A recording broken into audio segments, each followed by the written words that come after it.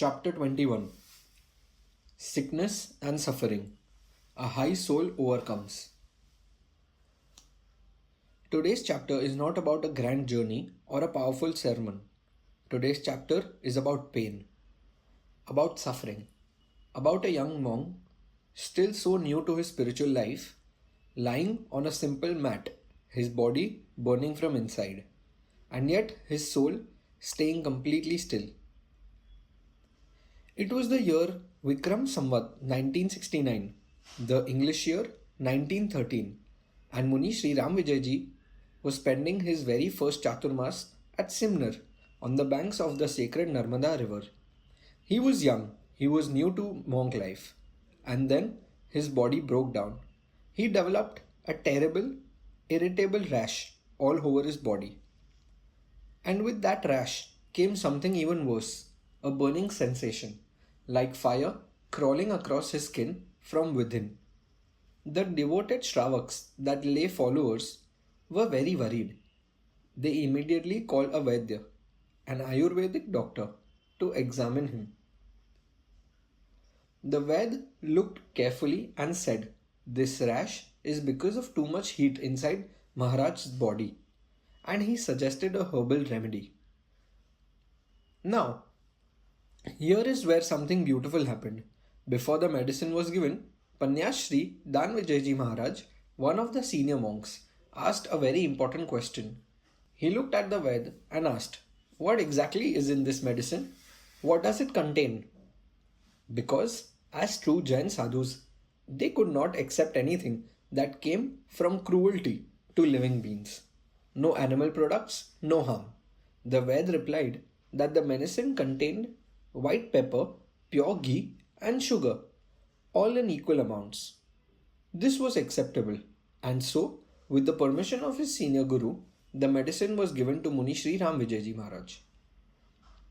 By that evening, the situation had become very, very serious. His entire body was now covered with big boils, and the burning sensation, it became unbearable. Every inch of his skin was on fire. His throat was screaming with thirst, intense, painful thirst.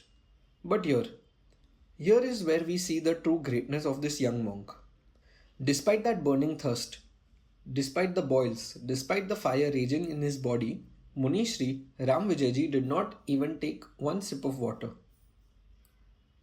Not one drop, because it was after sunset. And Jain sadhus, true Jain sadhus, never eat or drink after sunset. After sunset, tiny creatures invisible to our eyes fill the air and the water around us. A true sadhu protects every life, even the tiniest one, even when his own body is screaming in pain. He had taken this vow and he kept it.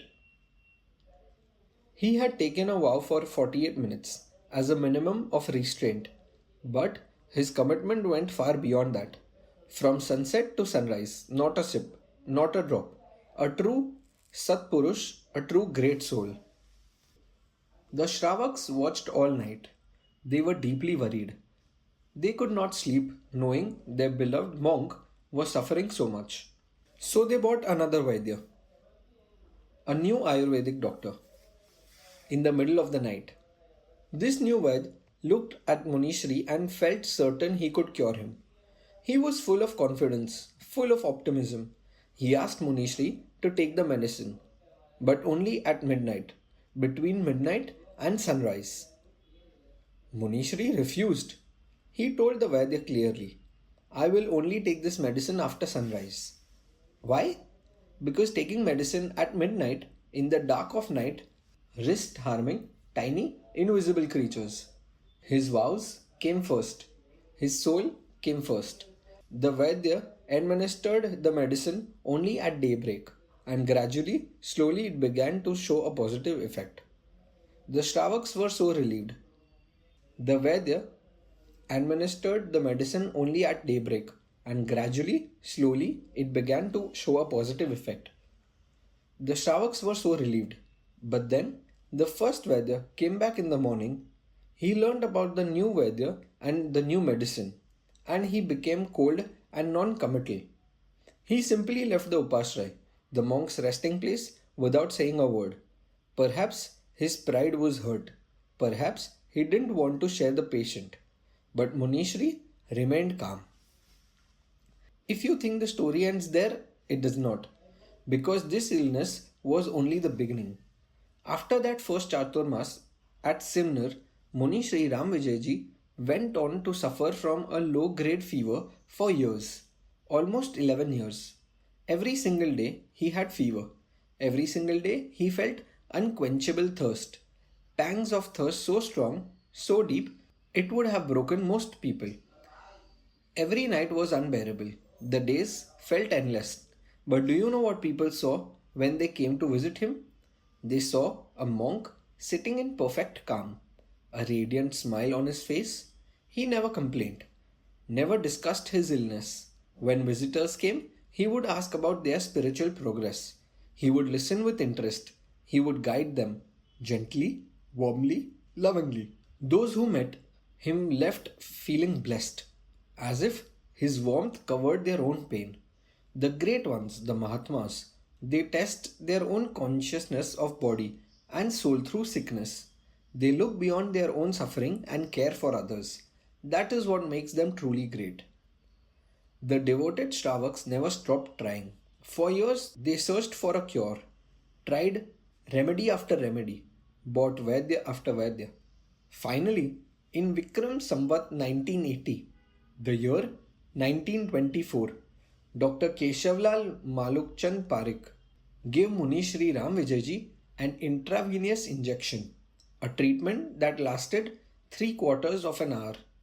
And with that, after almost 11 years of continuous suffering, the low grade fever left his body. The burning sensation gone. Muni Shri Ramvijayji was finally cured. 11 years. 11 years of fever. 11 years of thirst. 11 years of burning. And through all of it, not one complaint, not one moment of giving up. A veritable high soul, indeed. A body can be broken. Sickness can come to anyone, even the greatest amongst us. But what defines a great soul is not freedom from suffering. It is who you are in the middle of it. Muni Shri Ramvijayji showed us that. He showed us that a true monk's peace is not given by comfort. It is built from within. In our next chapter, we will continue following this extraordinary soul on his journey. Until then, carry his courage in your heart. End of chapter 21.